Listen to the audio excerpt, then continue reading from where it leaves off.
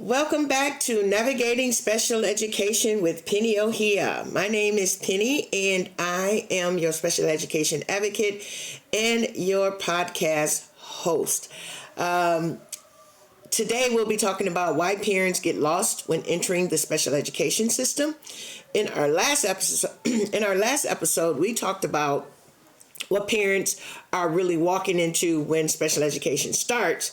Today, I want to focus on where most parents that I work with actually get lost when they enter the school system. Most parents that I work with, they're not starting from the beginning. Most of the families, they've already had their child evaluated through an outside agency before the child is even enrolled in school.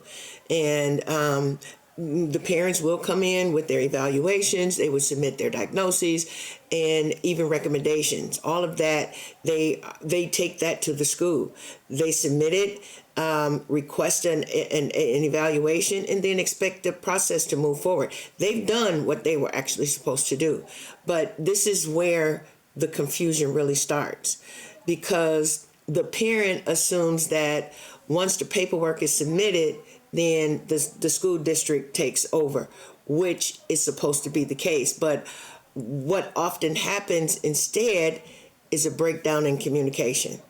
Parents may believe that, they've done everything they're supposed to do, while the school is saying, well, they never received a formal request. And this is where families get lost. One of the biggest reasons this happened is because school districts rely heavily on email for communication. And I had to learn that the hard way, right? If paperwork is sent to the wrong person, or if it's not forwarded correctly, then that process can actually stall without you even realizing it.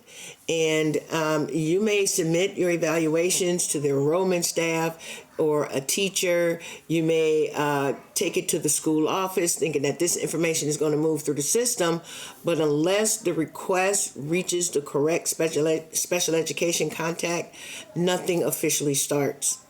From a parent's perspective, and I am a parent, it's incredibly frustrating. You've taken the time to get the evaluations, you've shared the documents, you've asked for help, and yet there's silence. You go to the school, you talk to the office, and they promise you this, and you leave out, and there's silence. This silence makes, parents question themselves, when in reality, it's a communication issue within the system. School systems are made up of multiple departments. You got the enrollment department, general education, special education, compliance.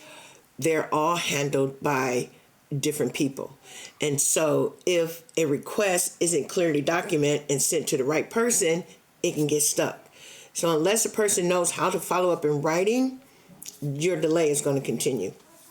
And this is one of the main reasons families reach out to me, not because they don't understand their child, but because they don't understand how the system communicates. So understanding this step will help you recognize why things may have stalled and what needs to happen next. In the next episode, I'll talk about how parents can formally request an evaluation in writing, who those requests should go to, and how to document communication so nothing gets lost. This step alone can make a major difference. If you're listening and thinking, this sounds familiar, you're not alone. You can find resources and support at michiganautismacademy.com/child advocate services, and I'll be back soon with the next episode.